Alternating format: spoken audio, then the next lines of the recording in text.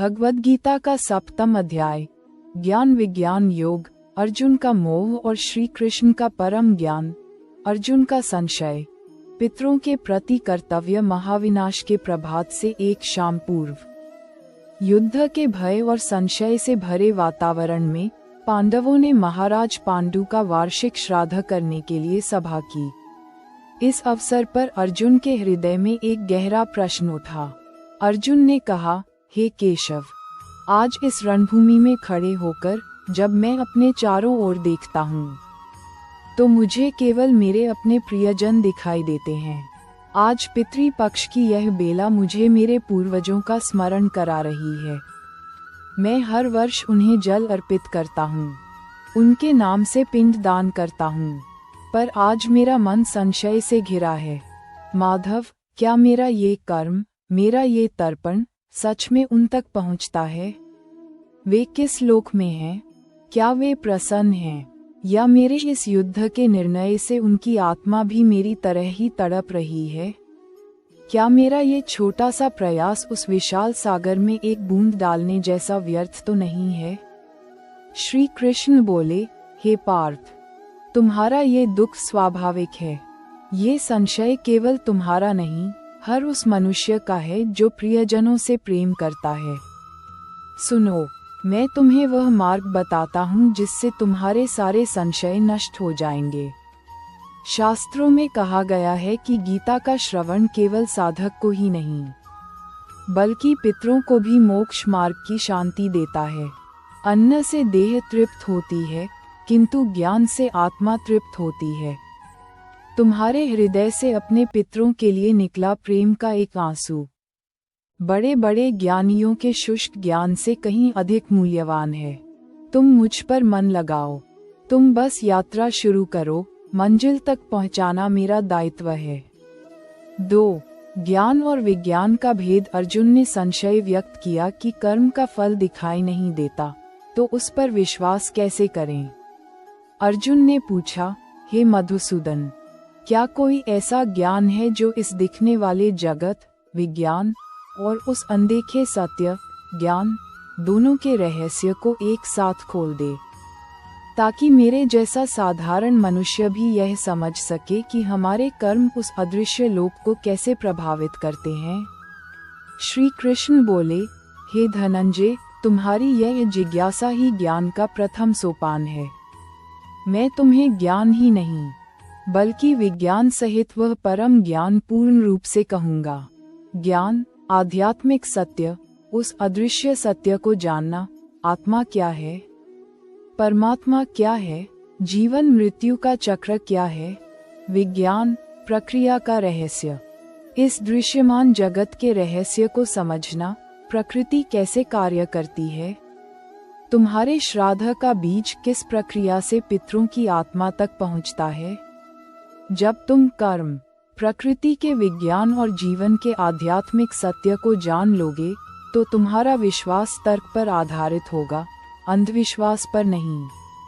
फिर तुम्हें किसी प्रमाण की आवश्यकता नहीं होगी, क्योंकि तुम स्वयं उस प्रक्रिया के साक्षी बन जाओगे।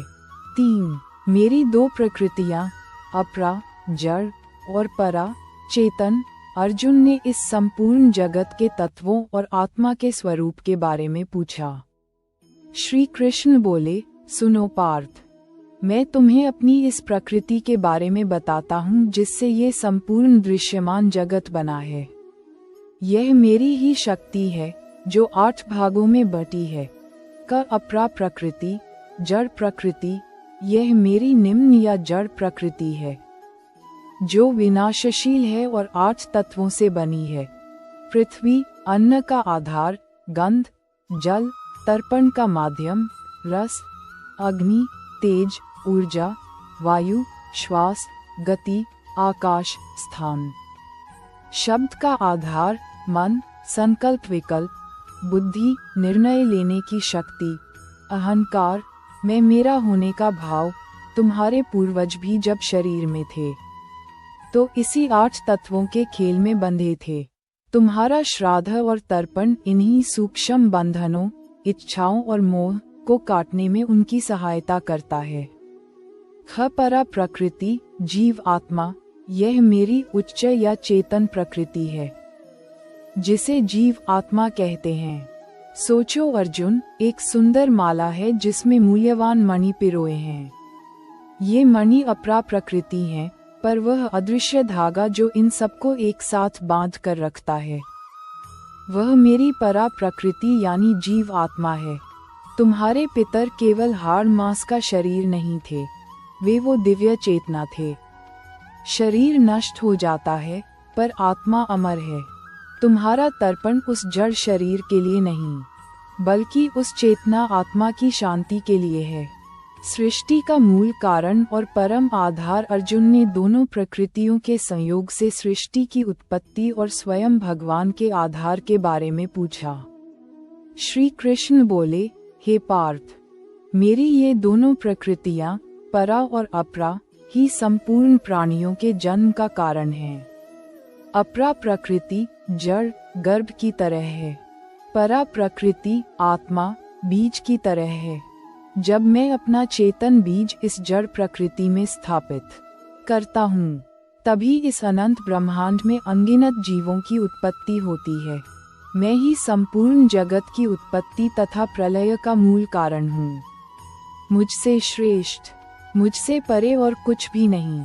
ये संपूर्ण जगत मुझ में ही इस तरह गुंथा हुआ है, जैसे एक धागे में मणियां पिरोई होती हैं। मैं ही इस संपूर्ण सृष्टि का परम आधार हूँ। मुझसे ही सब कुछ है, पर मैं किसी पर आश्रित नहीं हूँ। मेरे दिव्य स्वरूप को पहचानना, विभूतियाँ। अर्जुन ने पूछा कि एक साधारण मनुष्य इस स्थूल जगत में भगवान को कैसे देखे। श्री कृष्ण बोले, मेरे प्रिय अर्जुन, तुम मुझे इन वस्तुओं के सारभूत गुणों में तत्व वस्तु स्वरूप मैं हूँ। जल उसका रस, शीतलता, तृप्ति करने की शक्ति, वेद उनका आदि शब्द ओम, प्रणव, आकाश शब्द जिससे तुम सुन पाते हो, मनुष्य उनका पौरुष, साहस, पराक्रम, धर्म के लिए संकल्प, पृथ्वी उसकी पवित्र गंध, पुण्य गंध, अग्नि उसका तेज, ऊर्जा, प्रकाश, प्राणी उनका जीवन, तपस्वी उनका तप, जीव सनातन बीज, उत्पत्ति का मूल कारण, बलवान बल जो कामना और आसक्ति से रहित हो, कामना धर्म के अनुकूल कामना, जैसे वंश चलाने की इच्छा। मैं बलवानों का वह बल हूँ जो कामना और आसक्ति से रहित होता है। तुम्हारी भुजाओं में प्रकट होने वाला अलौकिक बल जो धर्म की स्थापना के लिए है, वह भी मैं ही हूँ। क्षय, त्रिगुणों का खेल और योगमाया। अर्जुन ने पूछा कि संसार के सभी भाव, सुख, दुख, क्रोध कहाँ से उत्पन्न होते हैं और लोग भगवान को क्यों नहीं जान पाते।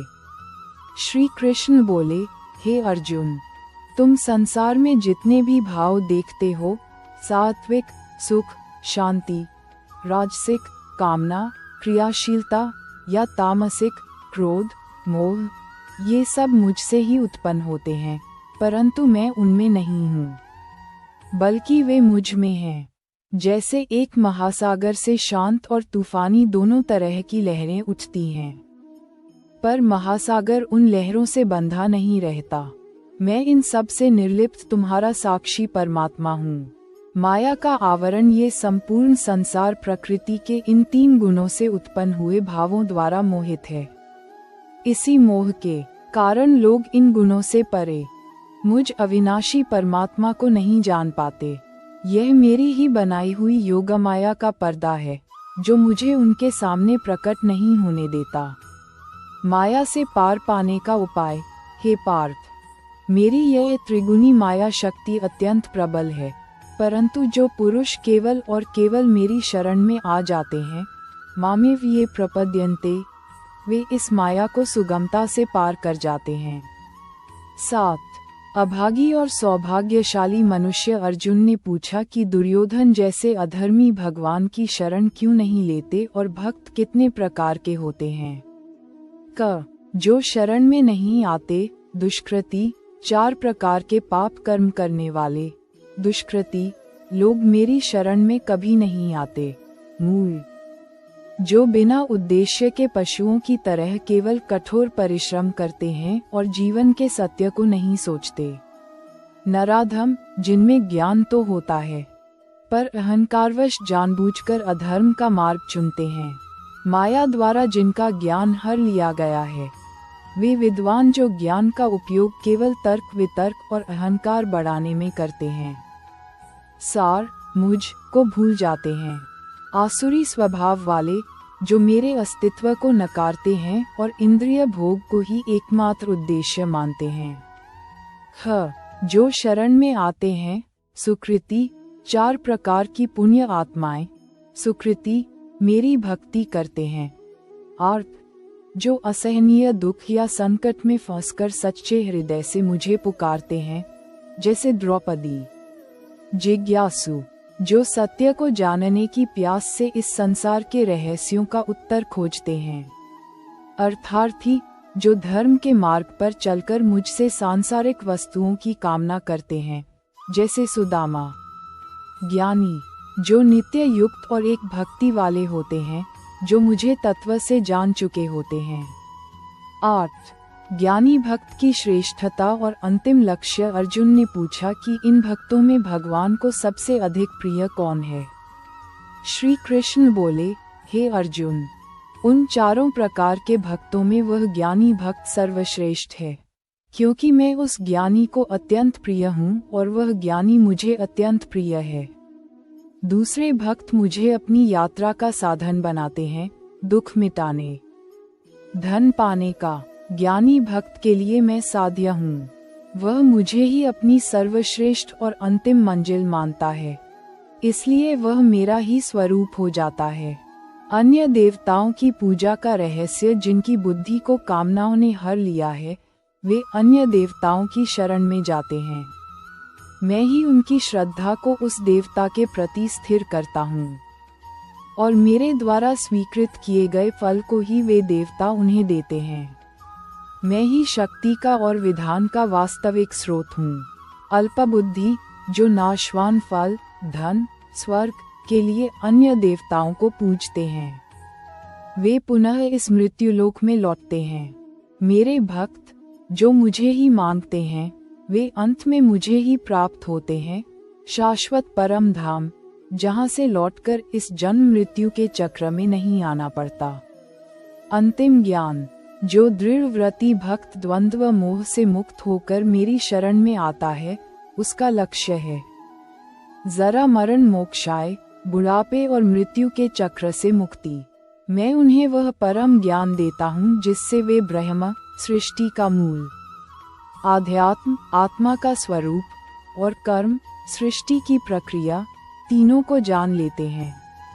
मृत्यु के क्षण में जो भक्त मुझे सर्वव्यापी जानकर जीवन भर मेरा स्मरण करता है, मैं प्रतिज्ञा करता हूँ कि मैं उसके जीवन के सबसे कठिन क्षण में भी उसकी मृत्यु के समय स्वयं उपस्थित रहकर उसकी चेतना को अपनी चेतना में स्थिर कर देता हूँ।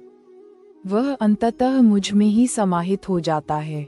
इस प्रकार ज्ञान विज्ञान योग के माध्यम से श्री कृष्ण ने अर्जुन को ये समझाया कि पितरों के लिए किया गया तर्पण यदि सच्चे हृदय और ज्ञान के साथ किया जाए, तो वह ब्रह्मांड के नियमों से बंधकर अवश्य उनकी आत्मा को शांति और मोक्ष का मार्ग प्रशस्त करता है।